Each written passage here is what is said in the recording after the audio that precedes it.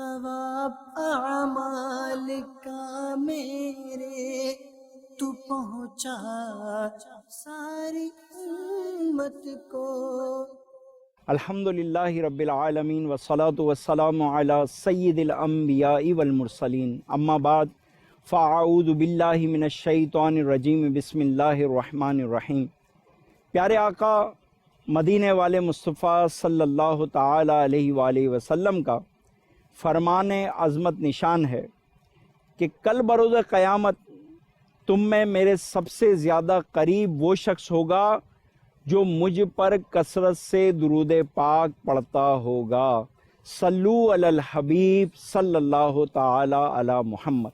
اچھا، کثرت درود جو ہے اس کے بارے میں مختلف اقوال ہے۔ کچھ علماء نے فرمایا روزانہ 500 مرتبہ، کچھ علماء نے فرمایا روزانہ 1000 مرتبہ، مختلف اقوال ہے، لیکن 313 مرتبہ روزانہ اگر کوئی درود پاک پڑھے تو اسے کثرت درود کرنے والوں میں شمار کیا جائے گا۔ تو ہونا تو یہ چاہیے کہ دن رات ہی پیارے آقا صلی اللہ تعالیٰ علیہ وآلہ وسلم پر درود پاک پڑھتے رہے، ان کے ذکر سے ہماری زبان ہمیشہ تر رہے، لیکن کم از کم 313 مرتبہ درود پاک پڑھنا تو اپنی عادت بنا لیجیے۔ اللہ تبارک و تعالی ہمیں عمل کی توفیق عطا فرمائے۔ الحمدللہ دعوت پروگرام کے نئے ایپیسوڈ کے ساتھ آپ کی بارگاہ میں حاضر ہیں، اور جیسا کہ آپ جانتے ہیں کہ الحمدللہ اس دعوت پروگرام کا مقصد یہ ہے کہ ہم بتائیں کہ دعوتوں میں جو عام طور پہ دعوتیں کی جاتی ہے، جو ہلہ گلہ ہوتا ہے، آپ جانتے ہیں سب کچھ، تو جس طرح فضول گفتگو کا سلسلہ ہوتا ہے، کبھی گانے باجوں کا سلسلہ ہوتا ہے، تو ہم یہ محفل سجا کر یہ بتانا چاہتے ہیں ناظرین کو، تو کیوں نہ اس کو عرس منا لیا جائے، کسی بزرگ کی نیاز کر دی جائے۔ اور اسی طرح جو ہے دعوت میں جب ہم بیٹھتے ہیں تو فضول گفتگو ہو رہی ہوتی ہے، کبھی غیبتوں کا سلسلہ شروع ہو جاتا ہے، ہمیں پتہ ہی نہیں ہوتا کہ بولنا کیا ہے، تو کبھی چغلیاں، کبھی غیبتیں، کبھی فحش کلامی، تو ہر دعوت میں بہرحال کچھ نہ کچھ ہو رہا ہوتا ہے، الٹی سیدھی باتیں ہوتی رہتی ہیں، تو کیوں نہ اس کی جگہ ہم اچھی باتیں کریں۔ تو یہ ہمارے دعوت پروگرام کا مقصد ہے۔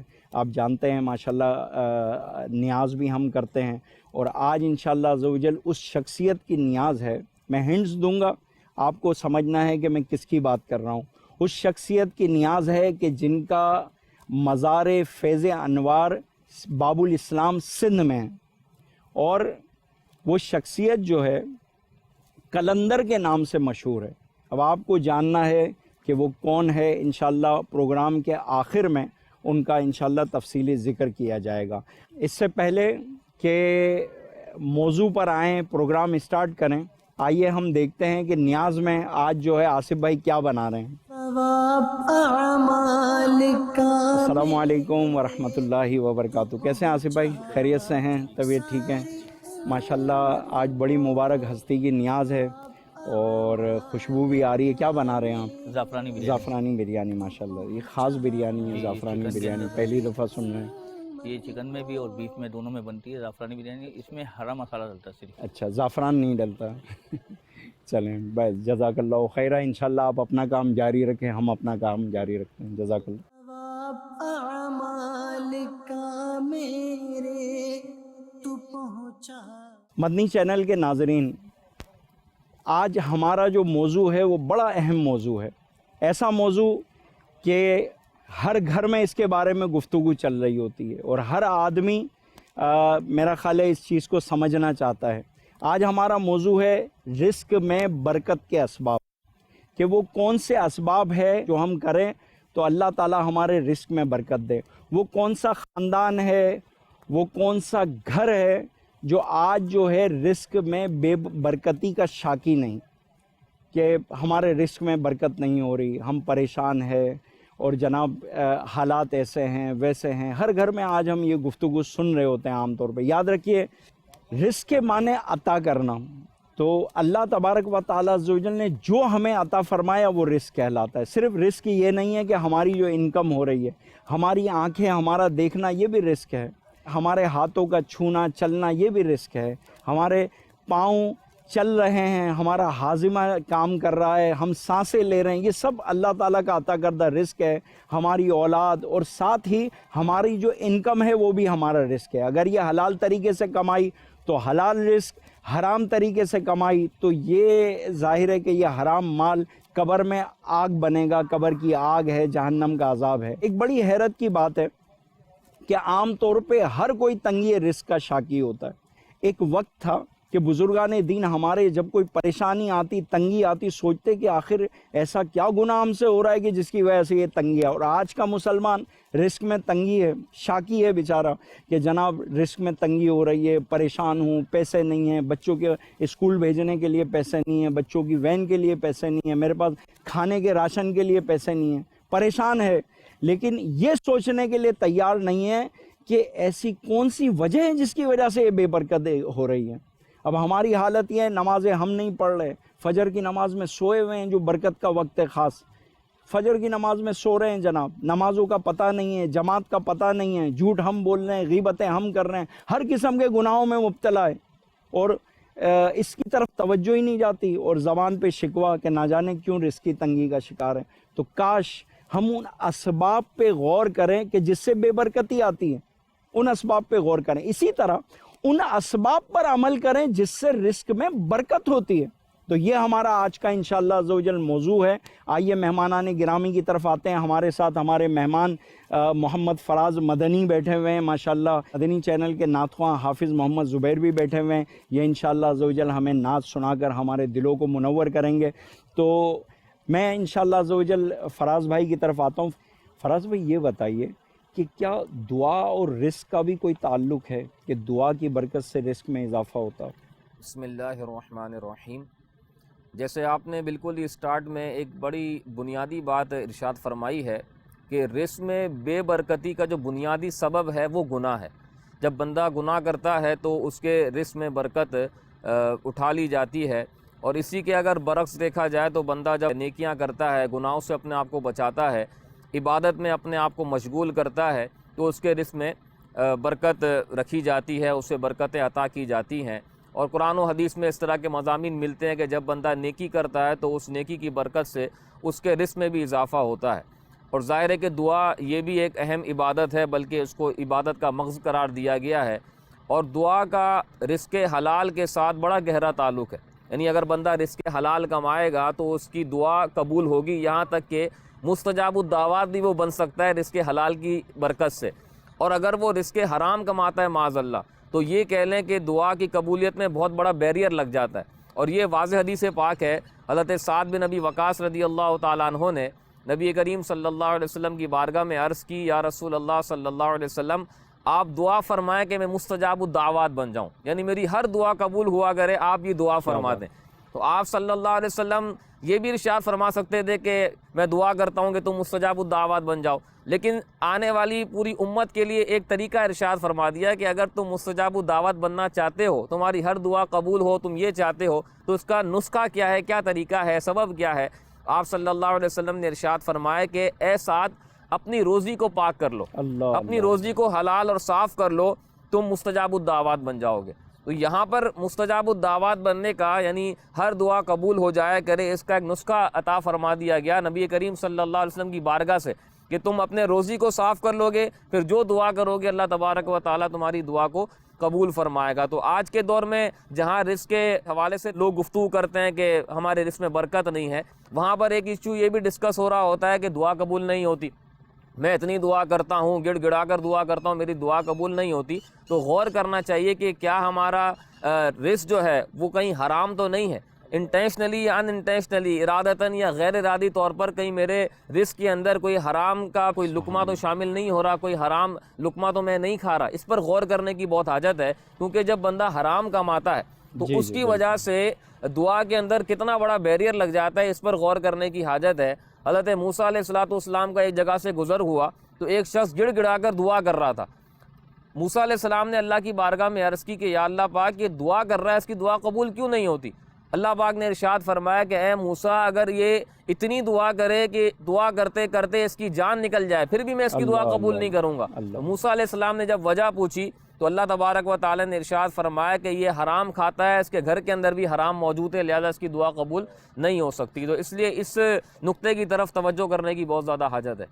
بڑی خوبصورت بات آپ نے کہی کہ رزق کے اگر رزق حرام ہے تو اس میں بے برکتی ہوگی۔ اچھا یہاں پر ایک سوال پیدا ہوتا ہے کہ ہم دیکھتے ہیں کہ جو آدمی رشوتیں لے رہا ہے، سود کا لین دین کر رہا ہے، ہم دیکھتے ہیں بڑی زیادتی ہوئی ہے بھائی، بظاہر لگتا ہے کہ یار اس کے بعد بڑا پیسہ آ رہا ہے، بظاہر یعنی ظاہر ہے پیسے لے رہا ہے، رشوتیں لے رہا ہے، بظاہر لگتا ہے بڑا پیسہ آ رہا ہے، لیکن یاد رکھیے زیادتی مال اور مال میں برکت ہونا دو الگ الگ چیزیں ہیں۔ کبھی کبھی 1 لاکھ کی جگہ 10 لاکھ کما لیے، لیکن پتہ چلا 9 لاکھ جو ہے ڈاکو لے گئے، یا بچہ بیمار ہو گیا 2 4 5 لاکھ وہیں پہ خرچ ہو گئے، بچ وہی گیا جو ہمارا رزق تھا۔ اور تو وہ مال کی زیادتی جو ہوتی ہے وہ ایک الگ چیز ہے، اور مال میں برکت ایک الگ چیز ہے۔ ایسا ہوتا ہے نا کہ 10 تھال جو ہے وہ 10 لوگوں کو کافی ہو گئے، تو یہ کون سی بڑی بات ہے؟ برکت تو ایسا ہے کہ 1 تھال میں 10 لوگوں نے کھا لیا، کہا جاتا ہے کہ دیکھو یار برکت ہو گئی، یہ ہوتی ہے برکت۔ تو مال میں برکت ہونا الگ چیز ہے اور مال میں زیادتی ہونا الگ چیز ہے۔ زیادتی مال جو ہے وہ ہلاکت کی طرف لے جاتی، کبھی کبھی زیادتی مال ہلاکت، لیکن اگر مال میں برکت ہوگی تو وہ کبھی ہلاکت کی طرف نہیں لے کر جائے گا۔ چاہے وہ زیادتی ہو جائے مال کے اندر، بہت زیادہ مال ہو گیا اور برکت بھی ہو گئی، تو وہ برکت والا زیادہ مال ہلاکت کی طرف نہیں لے کر جائے گا، ورنہ زیادتی مال تو ہلاکت کی طرف کبھی لے جاتا ہے۔ تو بہرحال مال میں برکت جبھی ہوگی جب وہ مال حلال ہوگا۔ اور اسی طرح احادیث میں ہم دیکھتے ہیں، قرآن پاک میں دیکھتے ہیں، اللہ تبارک و تعالیٰ عز و جل قرآن مجید میں ارشاد فرماتا ہے وَمَنْ أَعْرَضَ عَنْ ذِكْرِي فَإِنَّا لَهُ مَعِيشَةً ضَنْكًا۔ اللہ تبارک و تعالیٰ عز و جل ارشاد فرماتا ہے اور جس نے میری یاد سے منہ پھیرا تو بے شک اس کے لیے تنگ زندگانی ہے۔ اس آیت میں ذکر سے مراد، جس نے میری یاد سے منہ پھیرا یعنی میرے ذکر سے منہ پھیرا، ومن اعرض عن ذکری، اس آیت میں ذکر سے مراد قرآن مجید پر ایمان لانا ہے، اور ایک قول یہ ہے کہ اس سے مراد وہ دلائل ہے جنہیں اسلام کی حقانیت کے ثبوت کے طور پہ نازل کیا گیا۔ اور یہ بھی ہو سکتا ہے کہ ذکر سے مراد سید المرسلین صلی اللہ تعالی علیہ وآلہ وسلم کی ذات بابرکات مراد ہو، کیونکہ آپ صلی اللہ علیہ وسلم ذکر آپ ہی سے حاصل ہوتا ہے، اور تنگ زندگی گزارنے کے مقام کے بارے میں مفسرین کے 5 اقوال ہیں کہ تنگ زندگانی سے کیا مراد ہے۔ تو 5 اقوال مفسرین نے بیان فرمائے۔ نمبر 1، دنیا میں تنگ زندگانی یعنی دنیا میں رزق تنگ ہو جانا، زندگی تنگ ہو جانا۔ نمبر 2، قبر میں تنگ زندگانی کہ قبر میں وحشت، قبر کا عذاب وغیرہ۔ اچھا اسی طرح آخرت میں تنگ زندگانی کہ آخرت میں جو ہے عذاب کا شکار ہونا، تنگی کا شکار ہونا۔ اسی طرح دین میں تنگ زندگانی یعنی دین میں تنگ زندگی یہ ہے کہ نیک راہ شخص کے لیے تنگ ہو جائے، انسان کے لیے نیکی کرنا دشوار ہو جائے اور گناہ کرنا آسان ہو جائے، یہ دین میں تنگی ہے۔ اور دنیا، قبر و آخرت اور دین سب میں تنگ زندگی ہے۔ مفسرین کا بہرحال یہ اقوال ہے۔ تو ذکر سے منہ پھیرا تو اس کے لیے روزگار میں تنگی ہے۔ اچھا عام طور پہ ایسا ہوتا ہے فراز بھائی، اکثر ہم جو ہے سنتے ہیں لوگوں سے کہ یار میرا کیا ہے، میں تو مر جاؤں گا، میں تو جناب کپڑے پہ، سادے سے کپڑے پہ گزارا کرتا ہوں، سادہ کھانا کھاتا ہوں، بس یار حرام کی طرف جانا پڑتا ہے بچوں کی وجہ سے کہ بچوں کی فرمائشیں آتی ہے۔ تو اکثر دیکھا ہے انسان جو ہے جب تک شادی وغیرہ نہیں کی ہوتی وغیرہ صحیح ہوتا ہے، شادی کر لی، فرمائشیں آ رہی ہے گھر سے، تنگ آ کر وہ حرام مال کمانا شروع کر دیتا ہے بچوں کے لیے، گھر والوں کے لیے۔ تو ایسا کرنا کیسا؟ دیکھیں جس طرح آپ نے کہا نا کہ برکت اور کثرت کے اندر بڑا فرق ہے، اگر بندے کی توجہ برکت کی طرف ہوگی نا تو کبھی بھی اس طرح کی باتیں اس کو تنگ نہیں کریں گی، کیونکہ اس کو پتہ ہے کہ اگر میرے رزق میں برکت ہے، میں حلال کما رہا ہوں، اللہ پاک اس میں برکت دے گا، تو مجھے بھی سکون کی جو ہے وہ زندگانی نصیب ہوگی، میرے گھر والوں کے معاملات بھی بہتر ہوں گے۔ ایسے ایسے افراد دیکھیں جو کروڑوں روپے کماتے ہیں لیکن ان کو رات کو سونے کے لیے گولی لینی پڑتی ہے، اور ایسے افراد آپ اس کے برعکس دیکھیں تو کماتے تھوڑا ہیں لیکن ان کو سکون کی نیند آتی ہے، حقیقت میں وہ زیادہ خوشحال ہے۔ تو یہی بات ہے کہ برکت اور کثرت میں اگر فرق بندہ سمجھ لینا تو یہ ساری جو زبردستی اپنے آپ کو جو مطمئن کر رہا ہوتا ہے کہ نہیں میرا تو کچھ بھی نہیں ہے، میں تو گھر والوں کے لیے کرتا ہوں، پیسوں سے نرم گدے تو خریدے جا سکتے، نیند نہیں خریدی جا سکتی۔ تو یہی بات ہے کہ بندہ جو ہے وہ ایک تو اپنے آپ کو پہلے اس چیز کی طرف مطمئن کرے کہ برکت اور کثرت میں فرق ہے۔ اچھا بعض اوقات ایسا بھی ہوتا ہے کہ رزق کی فراوانی ہوتی ہے، کثرت ہوتی ہے، لیکن پھر بھی ڈیمانڈز جو ہیں وہ پوری نہیں ہو پا رہی ہوتی، خواہشات جو ہے پھر بھی پوری نہیں ہو پا رہی ہوتی، بلکہ وہ اس میں اضافہ ہی ہوتا چلا جا رہا ہوتا ہے۔ تو ایسا نہیں ہے کہ وہ جیسی ڈیمانڈ آئی اور آپ کہیں کہ میں حرام کی طرف چلا جاؤں، تو اس پر ایک تو غور کرنے کی حاجت ہے۔ دوسرا یہ کہ بندہ علم دین بھی حاصل کرے، اس کو پتہ ہونا چاہیے کہ کون سا معاملہ جو ہے مجھے گناہ کی طرف لے کر جائے گا، کون سا معاملہ جو ہے مجھے نیکی کی طرف لے کر جائے گا۔ اور ایسا نہیں ہے کہ گھر والوں کی ڈیمانڈز جو ہے وہ ڈیمانڈ پوری کی جائے جو شریعت کے مخالف بھی ہو، ڈیمانڈ بھی گھر والوں کی وہی پوری کی جائے گی جو شریعت کے مطابق ہوگی، شریعت کے دائرے میں رہتے ہوئے ہوگی۔ تو یہ چیز بھی سمجھنا بہت ضروری ہے۔ اور تیسرا یہ کہ بندہ اپنے آپ کو ڈرائے بھی، آخرت کے عذاب سے ڈرائے۔ یہ جو وعیدات ہیں جو یہ کہتے ہیں کہ بھئی میں تو کچھ بھی نہیں کرتا، گھر والوں کے لیے جو ہے وہ کرنا پڑتا ہے، ویسے دیکھا جائے تو اس میں بھی زبردستی کا جو نا اپنے آپ کو مطمئن کرنا ہے۔ ایسا نہیں ہے کہ بندہ اپنے لیے کچھ بھی نہیں کرتا، بہت کچھ جو ہے وہ گھر والوں کا نام لے کے اس میں اپنا بھی کچھ نہ کچھ جو ہے وہ ڈیمانڈز کو پورا کیا جا رہا ہوتا ہے۔ لیکن بہرحال اگر پھر بھی کوئی اس طرح کا عذر پیش کرتا ہے تو اس کو اس روایت سے ڈرنا چاہیے۔ حضرت سیدنا ابو اللیث سمرقندی رحمۃ اللہ تعالیٰ علیہ نے بستان العارفین کے اندر ایک روایت نقل کی ہے اور واقعی ڈرانے والی ہے کہ قیامت کے دن ایسے فرد کو لایا جائے گا کہ جو اپنے گھر والوں کو حرام روزی کھلاتا تھا اور یہ کہا کرتا تھا کہ میں تو گھر والوں کے لیے حرام روزی کماتا ہوں، تو اس کے گھر والے جس کے لیے وہ حرام روزی کمایا کرتا تھا وہی آ کے اس کے سامنے کھڑے ہو جائیں گے اور رب کی بارگاہ میں عرض کریں گے یا اللہ اس سے ہمارا حق دلا، یہ ہمیں علم دین نہیں سکھاتا تھا اور یہ ہمیں حرام کھلاتا تھا اور ہمیں پتہ ہی نہیں ہوتا تھا۔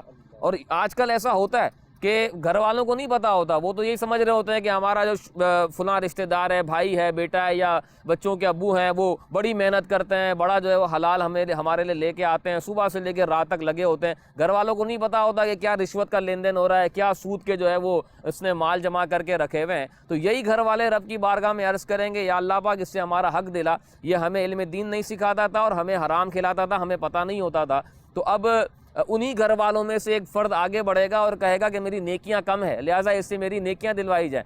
تو وہ شخص جس کے پاس نیکیاں ہوں گی، بلکہ یہ فرمایا گیا کہ پہاڑ برابر نیکیاں ہوں گی، اب وہ نیکیاں اس کے گھر والوں کو دینا شروع کی جائیں گی، یہاں تک کہ وہ نیکیوں سے بالکل خالی ہو جائے گا اور فرشتے اس شخص کو گھسیٹتے ہوئے جہنم کی طرف لے جائیں گے اور وہ شخص حسرت سے اپنے گھر والوں کی طرف دیکھ رہا ہوگا اور کہہ رہا ہوگا کہ اب میرے نامہ اعمال میں صرف وہ گناہ رہ گئے جو میں نے ان گھر والوں کی وجہ سے کیے تھے۔ اور فرشتے یہ ندا کریں گے کہ اس سے بڑا بد نصیب آدمی کون ہے جو اپنے گھر والوں کی وجہ سے آج جہنم میں جا رہا ہے۔ تو یہ ڈرانے والی روایت ہے، بندہ سوچے کہ میں اپنے گھر والوں کو بھی علم دین سکھاؤں، ان کو بھی جو ہے وہ قناعت اختیار کرنے کا درس دوں، توکل کا انہیں بھی درس دوں کہ اگر ہمارے پاس تھوڑا ہے لیکن اس میں برکت ہے تو اس میں اللہ کا شکر ادا کریں۔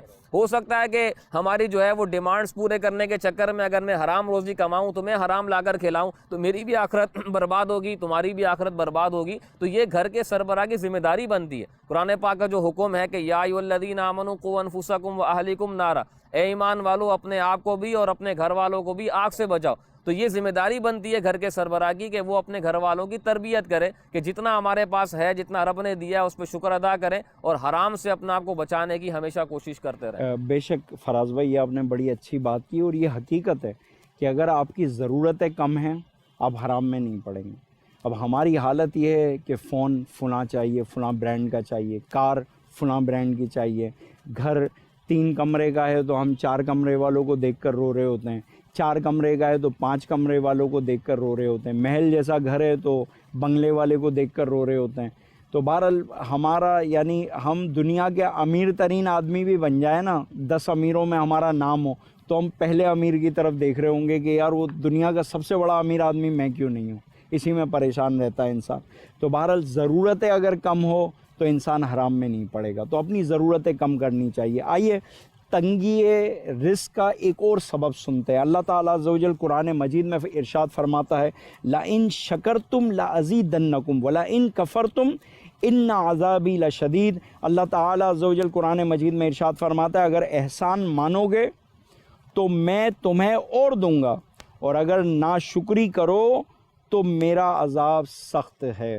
یعنی شکر ادا کرو گے تو اللہ تبارک و تعالیٰ عز و جل تمہارے رزق کو مزید بڑھائے گا. تو تنگی رزق کا ایک سبب یہ بھی ہے کہ شکر ادا نہ کرنا. جب ہم ٹھیک ہوتے ہیں, ہمارے رزق میں برکت ہے, گھر خوشحال چل رہا ہے سب کچھ, تو کیا ہم لوگوں کو بتاتے ہیں؟ بلکہ ہم کہتے ہیں نہیں نہیں بھائی نہیں بتاؤ, نظر لگ جائے گی, لوگوں کو مت بتاؤ. عام طور پہ یہ خیال پایا جاتا ہے. اچھا جب حالات خراب ہے تب ایک ایک کو پکڑ پکڑ کے بتانا ہے, اور جب حالات صحیح ہے نہیں بھائی نظر لگ جائے گی نہیں بتاؤ. ہمارے منہ سے الحمدللہ کا لفظ نہیں نکلتا کہ اللہ کا شکر ہے ہم ٹھیک ہیں. یعنی ناشکری آج معاشرے میں سرایت کر رہی ہے, یعنی جس کو دیکھو ناشکری والی باتیں بہت زیادہ چل رہی ہوتی ہے. اچھا حالات صحیح بھی ہوتے ہیں تب بھی بتاتے نہیں ہیں, بلکہ کوشش کرتے ہیں کہ لوگوں کے سامنے یہی امپریشن دیا جائے نہیں بھائی میرے حالات خراب ہے. تو پھر ظاہر ہے حالات خراب ہونے ہیں, پھر رزق میں برکت کس طرح ہوگی جب آپ اللہ تعالیٰ کا شکر ادا نہیں کریں گے. تو روایتوں میں آتا ہے کہ نعمتیں جنگلی جانوروں کی طرح بھاگ جاتی ہے. نعمتیں جنگلی جانوروں کی طرح اسے شکر کے کھونٹے سے باندھ لو, شکر کے کھونٹے سے باندھ لو. تو شکر کریں گے, شکری یہ نعمتوں کے زوال کا سبب ہے. نعمتیں ہاتھوں سے چلے جائیں گی, بے برکتی ہوں گی. آئیے اس سے آگے بڑھتے ہیں, اور کون سے ایسے اسباب ہے کہ جس سے ہمارے رزق میں بے برکتی آتی ہے؟ فراز بھائی. بزرگوں نے تو اس پر کافی کلام کیا ہے اور مختلف اسباب بیان کیے ہیں کہ تنگی رزق کے کون کون سے اسباب ہیں. بنیادی سبب تو جس کو ہم پہلے بیان کر چکے کہ وہ گناہ ہے. اگر بندہ اپنے آپ کو گناہوں سے بچائے گا تو امید ہے کہ اس کے رزق کے اندر برکت ہوگی. اسی طرح ایک اور توجہ آپ نے دلائی کہ ناشکری سے اپنے آپ کو بچایا جائے. یہ نعمت کی حفاظت کا ایک طریقہ ہے. بلکہ امام اعظم ابو حنیفہ رحمۃ اللہ علیہ سے جب پوچھا گیا کہ آپ اتنے بڑے عالم کیسے بن گئے, تو آپ نے یہ ارشاد فرمایا کہ جب بھی مجھے علم کی کوئی نئی بات سیکھنے کو ملتی تھی میں اس پر اللہ کا شکر ادا کرتا تھا, تو نعمت باقی بھی رہتی تھی بلکہ اس میں اضافہ ہوتا تھا. اسی طرح بزرگوں نے یہ بھی لکھا ہے کہ جیسے وضو کیا یا منہ وغیرہ دھوتے ہیں تو اس کو اپنے آنچل سے یا اپنے آستین سے اس کو پونچھ دینا, یہ بھی تنگی رزق کا سبب بنتا ہے.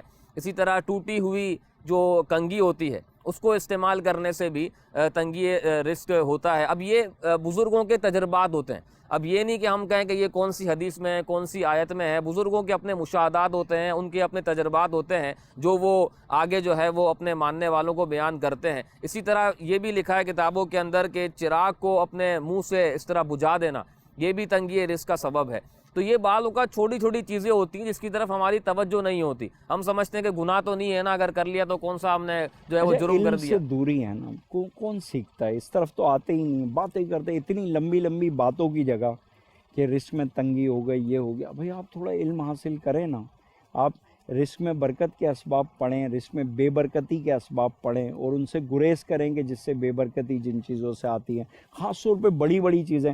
سرکار صلی اللہ علیہ وسلم فرماتے ہیں بدکاری تنگ دستی کا سبب بنتی ہے. آپ نے روایت تو پڑھی ہے لیکن اصل میں ہو سکتا ہے کسی کے ذہن میں آئے کہ یار ہم تو اس طرح کا کام نہیں کرتے نا, تو ہمارے ساتھ پھر کیوں اس طرح کا معاملہ ہے. بعض اوقات جو ہے وہ آنکھوں سے گناہ ہو رہا ہوتا ہے, آنکھوں کا معاذ اللہ گناہ سرزد ہو رہا ہوتا ہے لیکن توجہ نہیں ہوتی. جب بعض اوقات اس کو گناہ نہیں سمجھا جا رہا ہوتا, بعض اوقات اپنے آپ کو یوں کہتے ہیں کہ اب اس سے بچنا بڑا مشکل ہو گیا ہے, بھائی حالات ایسے ہو گئے ہیں. تو اپنے آپ کو گناہوں سے بچائیں, اپنے آپ کو ہر طرح کی جو ہے وہ جو حدیث میں فرمایا گیا جس کو بدکاری فرمایا گیا اس سے اپنے آپ کو بچائیں, تو یہ بھی تنگی رزق کا سبب بنتا ہے. اسی طرح غیبت کے حوالے سے بھی علماء نے فرمایا کہ جو غیبت ہے یہ بھی تنگی رزق کا سبب بنتا ہے. اب آپ دیکھیں کہ ہماری کون سی محفل اور مجلس ہوتی ہے تو غیبت سے خالی ہوتی ہے. ایک بڑی تعداد ہوتی ہے کہ 2-3 افراد 4 افراد بیٹھ جائیں تو کسی نہ کسی کی جو ہے وہ برائی لے کر ہی بیٹھیں گے تو شاید وہ محفل جو ہے نا ان کی پوری ہوگی. بلکہ بعض اوقات ایسا ہوتا ہے کہ حالات ایسے چل رہے ہوتے ہیں جو ان کو کسی کی غیبت پر ابھار دیتے ہیں. یعنی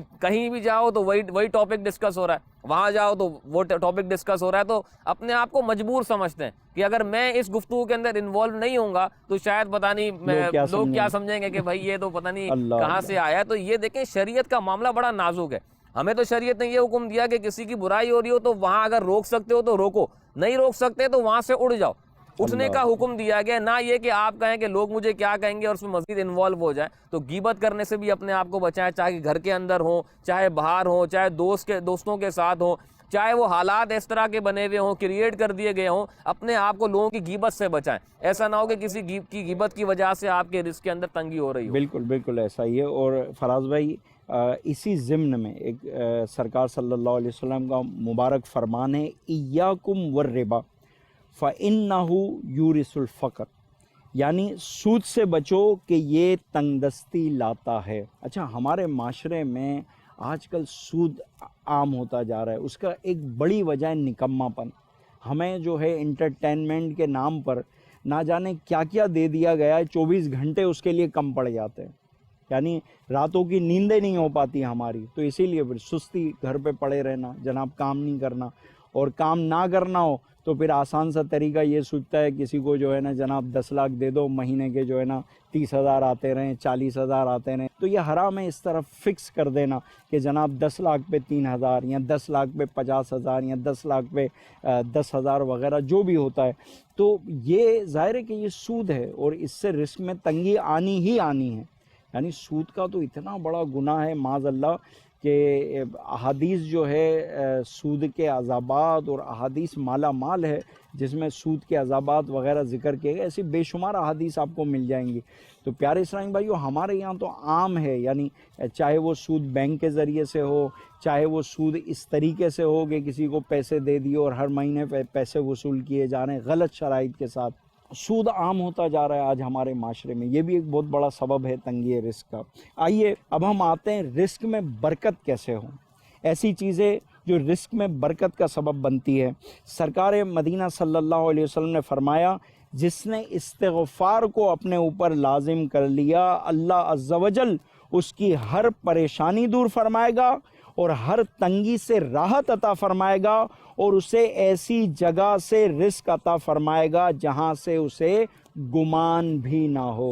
سبحان اللہ۔ استغفار اگر کر لے انسان، استغفار استغفر اللہ، اگر استغفار کا ورد ہی کر لیں اور دل سے استغفار بھی کر لے، اللہ تعالیٰ عز و جل سے مغفرت چاہے، تو اللہ تبارک و تعالیٰ عز و جل اس کے رزق میں برکت عطا فرمائے گا۔ اور جیسا کہ احادیث میں ذکر ہے کہ سرکار صلی اللہ تعالیٰ علیہ وآلہ وسلم معصوم ہونے کے باوجود جو ہے دن میں 70 بار استغفار جو ہے وہ فرمایا کرتے تھے۔ تو ہمیں بھی استغفار کی عادت ڈالنی چاہیے۔ اور کون سے ایسے اسباب ہیں فراز بھائی کہ جس کی وجہ سے، جس پر عمل کر کے ہم اپنے رزق میں برکت پیدا کر سکتے ہیں؟ ایک اور بنیادی سبب یہ ہے اللہ تبارک و تعالیٰ کی راہ میں خرچ کرنا۔ صدقہ جو ہے یہ رزق کے اندر برکت لے کے آتا ہے، اور یہ ہمیشہ یاد رکھیں کہ صدقے کے لیے آپ کو کروڑ پتی ارب پتی ہونا ضروری نہیں ہے۔ آپ کی جتنی استطاعت ہے اس کے مطابق آپ خرچ کریں گے، آپ کے رزق میں برکت ہوگی۔ بلکہ ایک بزرگ کا قول مجھے بڑا پسند ہے، وہ فرماتے ہیں کہ اسلام ایسا مذہب ہے جو کسی کا رکھتا نہیں ہے۔ آپ اللہ کی راہ میں خرچ کریں گے، آپ کو دگنا تگنا ملے گا۔ اور یہ ہمارے تجربات ہیں، کئی لوگوں کے تجربات ہوں گے کہ آپ نے اللہ کی راہ میں خرچ کیا اور اللہ تبارک و تعالیٰ نے آپ کو اس سے بڑھ کر عطا فرمایا۔ اور بعض اوقات تو ان ایکسپیکٹڈ ہوتا ہے، یعنی بندہ سوچ نہیں رہا ہوتا کہ مجھے یہاں سے بھی مل جائے گا، اچھا اتنا مل جائے گا، لیکن الحمدللہ یہ رب تبارک و تعالیٰ کا کرم ہے۔ حدیث پاک میں آتا ہے کہ قیامت کے دن بندہ اپنے صدقے کے سائے کے اندر ہوگا، اور جو صدقہ ہے یہ بندے کو قبر کی گرمی سے بھی بچاتا ہے، قیامت کی تنگی اور آزمائی سے بھی بچائے گا۔ تو رائے خدا میں جو ہے وہ خرچ کرنے کا ذہن بنا ہے۔ اچھا آج کل جیسے حالات ہیں، لوگ کہتے ہیں کہ بھئی تنگی ہے، ہم کہاں سے خرچ کریں، کہاں سے دیں؟ تو میں نے جس طرح شروع میں عرض کیا کہ اس کے لیے بہت زیادہ پیسے والا ہونا ضروری نہیں ہے، بلکہ کمال ہی اسی کے اندر ہے کہ جب آپ کے جو ہے وہ حالات تھوڑے سے نرم گرم چل رہے ہوں، اس وقت آپ جب رائے خدا میں خرچ کرتے ہیں نا، تو وہ ظاہر نفس کو مارنا ہے۔ ایک تو یہ کہ جب رزق کی فراوانی ہے تو اگر 10-15 ہزار اپنی ذات پر خرچ کر دیے، 2-4 ہزار غریب کو دے دیے تو اتنا محسوس نہیں ہوتا، لیکن جب آپ کے حالات تنگ چل رہے ہوتے ہیں، اس وقت جب آپ کا نفس آپ کو روک رہا ہوتا ہے رائے خدا میں خرچ کرنے سے، وہ یقین کریں کہ جب آپ رائے خدا میں خرچ کریں گے نا، آپ کو دلی اطمینان اور سکون نصیب ہوگا، اور پھر جو رب تبارک و تعالیٰ کی کرم نوازی ہوگی وہ دیکھنے والی ہوگی۔ اور حدیث شریف میں ہے، سرکار صلی اللہ علیہ وسلم فرماتے ہیں، اللہ عز و جل کے عزت و جلال کی قسم کہ صدقہ کرنا مال میں کمی کا باعث نہیں بنتا۔ یہ بہت بڑی بات ہے کہ سرکار صلی اللہ علیہ وسلم کا فرمانا ہی کافی ہے، لیکن سرکار جو ہے اس میں تاکید کے لیے اللہ عز و جل کی قسم ارشاد فرما رہے ہیں کہ صدقہ کرنا تمہارے مال میں کمی کا سبب نہیں بن سکتا، اس سے برکت ہی برکت ہونی ہے۔ تو بہرحال اگر برکت چاہتے ہیں تو غریبوں کا حصہ نکالیں، اللہ عز و جل کی مخلوق کا حصہ نکالیں، سرکار صلی اللہ تعالی علیہ وسلم کے امتیوں کا حصہ نکالیں، انشاءاللہ عز و جل اللہ عز و جل آپ کے مال میں برکت دے گا۔ جامع الاحادیث میں ایک بڑی پیاری روایت نقل کی گئی، بارگاہ رسالت صلی اللہ علیہ وسلم میں ایک اعرابی نے سوال کیا کہ میں رزق میں کشادگی چاہتا ہوں۔ حضور پاک صاحب لولاک صلی اللہ علیہ وسلم نے ارشاد فرمایا ہمیشہ باوضو رہو تمہارے رزق میں فراخی آئے گی۔ اچھا، باوضو رہنے کے ویسے ہی بے شمار فضائل ہے، آپ وضو کر لیں، جب تک وضو رہے گا نیکیوں کا میٹر چلتا رہے گا۔ جب وضو کرنے سے پاکیزگی حاصل ہوتی ہے، وضو کرنے سے سیلف کانفیڈنس حاصل ہوتا ہے، خود اعتمادی حاصل ہوتی ہے، تو وضو کرنا بے شمار برکات کا سبب ہے، اور ساتھ ہی ساتھ رزق میں برکت کا بھی سبب ہے باوضو رہنا۔ اور اس کے علاوہ بے شمار ایسی روایتیں ہیں، ایسے نسخے ہیں، ایسے جو ہے وظائف ہے جو رزق میں برکت کا سبب بنتے ہیں۔ مدنی چینل کے ناظرین، آپ نے سنا رزق میں برکت کیسے کی جا سکتی ہے، رزق میں بے برکتی کن معاملات سے ہوتی ہے، اس کے اسباب کیا ہے۔ تو آئیے ہم پروگرام کے اختتام کی طرف آتے ہیں۔ انشاءاللہ عز و جل ابھی جو ہے نیاز کی جائے گی، اور اس سے پہلے انشاءاللہ عز و جل ہم جو ہے نعت شریف سنیں گے۔ حافظ زبیر انشاءاللہ ہمیں نعت سنائیں گے۔ صلو علی الحبیب صلی اللہ علی محمد صلی اللہ علیہ وسلم۔ صلی اللہ علیک یا رسول اللہ وسلم علیک یا حبیب اللہ۔ وہ کمال حسن حضور ہے کہ گمان نقص جہاں نہیں، وہ کمال حسن حضور ہے کہ گمان نقص جہاں نہیں، یہی پھول خار سے دور ہے، یہی شمع ہے کہ دھواں نہیں۔ میں نثار تیرے کلام پر ملیوں تو کس کو زبان نہیں، میں نثار تیرے کلام پر ملیوں تو کس کو زبان نہیں، وہ سخن ہے جس میں سخن نہ ہو، وہ بیان ہے جس کا بیان نہیں، وہ سخن ہے جس میں سخن نہ ہو، وہ بیان ہے جس کا بیان نہیں۔ بخدا خدا کا یہی ہے در، نہیں اور کوئی مفر مقر، بخدا خدا کا یہی ہے در، نہیں اور کوئی مفر مقر، جو وہاں سے ہو یہیں آ کے ہو، جو یہاں نہیں تو وہاں نہیں، صلو علیہ وآلہ صلو علیہ وآلہ۔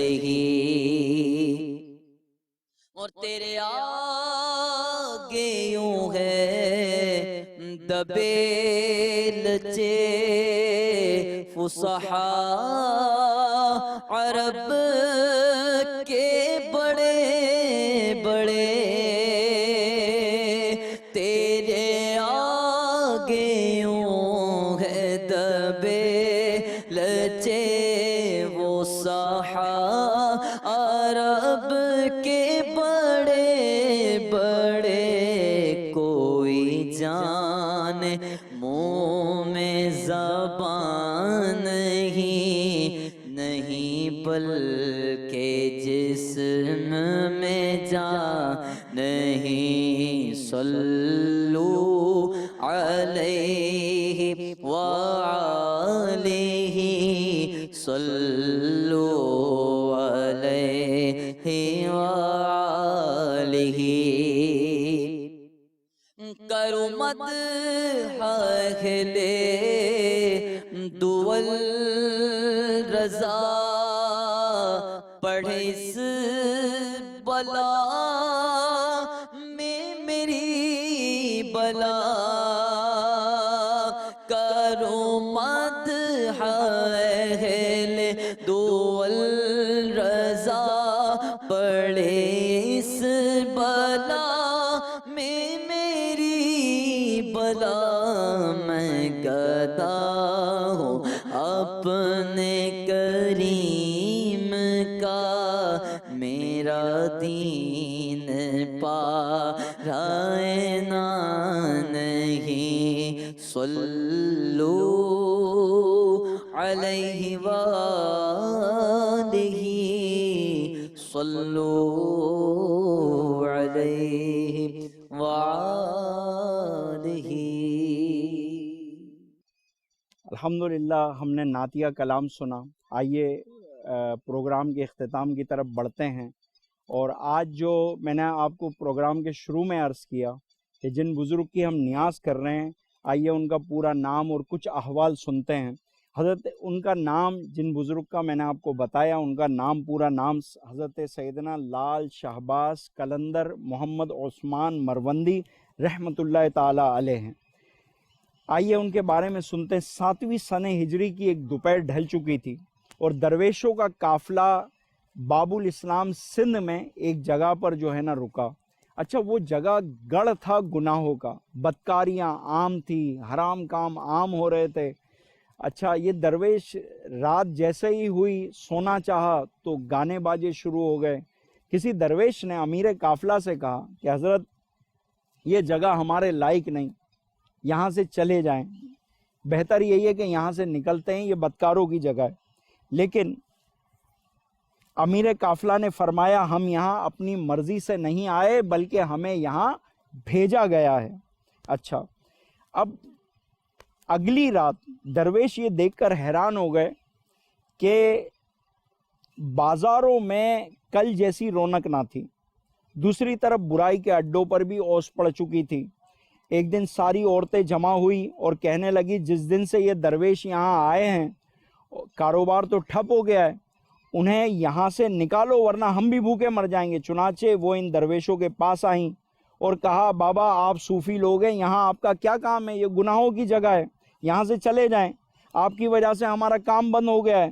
درویشوں کے امیر قافلہ نے فرمایا ہم یہاں جانے کے لیے نہیں آئے، اب تو ہمارا مزار ہی یہاں بنے گا، البتہ اگر تمہیں کوئی مسئلہ ہے تو تم یہاں سے چلی جاؤ۔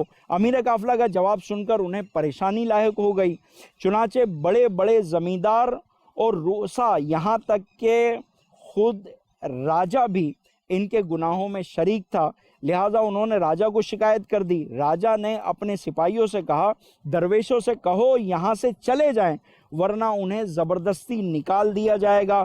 راجہ کا حکم پاتے ہی سپاہی درویشوں کے قافلے کی طرف روانہ ہوئے۔ ابھی قریب ہی پہنچے تھے کہ اچانک ان کے پاؤں زمین نے پکڑ لیے۔ سپاہیوں نے قدم اٹھانے کے لیے بہت جتن کیے مگر بے سود۔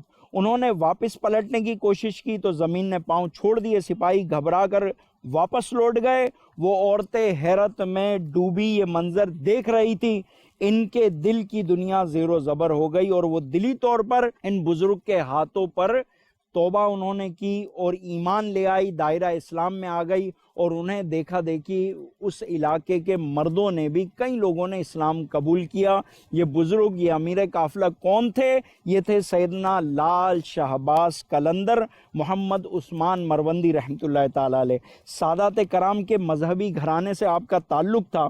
آپ رحمۃ اللہ تعالیٰ علیہ کی ولادت باسعادت سن 538 ہجری بمطابق 1143 عیسوی میں آذربائیجان کے قصبہ مروند میں ہوئی۔ اس مناسبت سے آپ رحمۃ اللہ تعالیٰ علیہ کو مروندی بھی کہا جاتا ہے۔ آپ سید تھے اور آپ کا شجرہ نسب سیدنا امام جعفر صادق رحمۃ اللہ تعالیٰ علیہ سے ملتا ہے۔ تو آئیے اس عظیم ہستی کی لال شہباز قلندر رحمۃ اللہ تعالیٰ علیہ کی انشاءاللہ عز و جل ان کا فاتحہ پڑھا جائے گا، فاتحہ خوانی ہوگی۔ ثواب اعمال کا میرے تو پہنچا ساری امت کو۔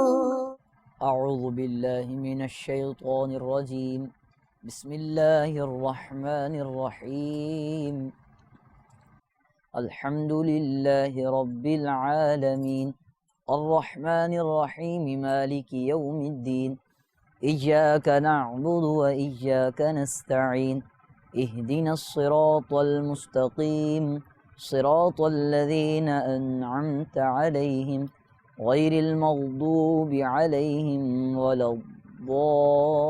الضالین، آمین۔ بسم اللہ الرحمن الرحیم، قل هو اللہ احد اللہ الصمد، لم یلد ولم یولد ولم یکن له کفوا احد۔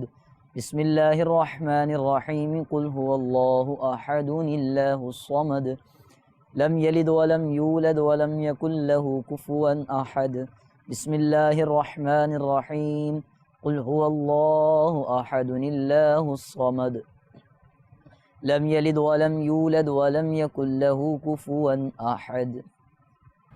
الحمدللہ رب العالمین والصلاة والسلام علی سید الانبیاء والمرسلین، اللہم ربنا آتنا فی الدنیا حسنۃ وفی الآخرۃ حسنۃ وقنا عذاب النار، یا مالک و مولا یا رحم الراحمین، یا ربنا یا ربنا یا ربنا یا ربنا، یا مالک و مولا جو کچھ پڑھا گیا، نیاز کی گئی، اس کا ثواب تیرے محبوب صلی اللہ علیہ وسلم کی بارگاہ میں پیش کرتے ہیں، قبول و منظور فرما۔ ان کے وسیلے سے تمام انبیاء کرام، تمام صحابہ کرام، خاصتاً خلفۂ راشدین کو پیش کرتے ہیں، اہل بیت اطہار کو پیش کرتے ہیں، قبول و منظور فرما۔ یا مالک و مولا تمام تابعین، تبع تابعین، تمام اولیاء کاملین کو، خاصتاً حضور غوث پاک رضی اللہ تعالیٰ عنہ کو پیش کرتے ہیں، قبول و منظور فرما۔ خاص طور پہ سیدنا لال شہباز قلندر رحمۃ اللہ تعالیٰ علیہ کی بارگاہ میں پیش کرتے ہیں، قبول و منظور فرما۔ اس کا ثواب تمام مومن و مومنات، مسلمین و مسلمات جو اس دنیا سے جا چکے اب جائیں گے، سب کو پیش کرتے ہیں، قبول و منظور فرما۔ یا اللہ اس کی برکت سے ہمارے رزق میں برکت عطا فرما، ہمارے ایمان میں برکت عطا فرما، یا اللہ ہمارے ایمان کی حفاظت فرما، یا اللہ ایمان و عافیت کے ساتھ میٹھے میٹھے مدینے میں موت، جنت البقیع میں مدفن اور جنت الفردوس میں سرکار صلی اللہ تعالی علیہ وآلہ وسلم کا قرب نصیب فرما۔ وصلی اللہ تعالی علی خیر خلقہ و نور عرشہ و زینت فرشہ وقاسم رزقہ سیدنا و مولانا محمد وعلی آلہ و اصحابہ و اہل بیتہ اجمعین الطیبین الطاہرین برحمتک یا ارحم الراحمین۔ ناظرین کرام، اب اجازت چاہتے ہیں انشاءاللہ اگلے ہفتے نئے موضوع کے ساتھ، نئے سلسلے کے ساتھ آپ کی بارگاہ میں حاضر ہوں گے۔ وما علینا الا البلاغ۔ ثواب اعمال کا میرے تو پہنچا ساری امت کو۔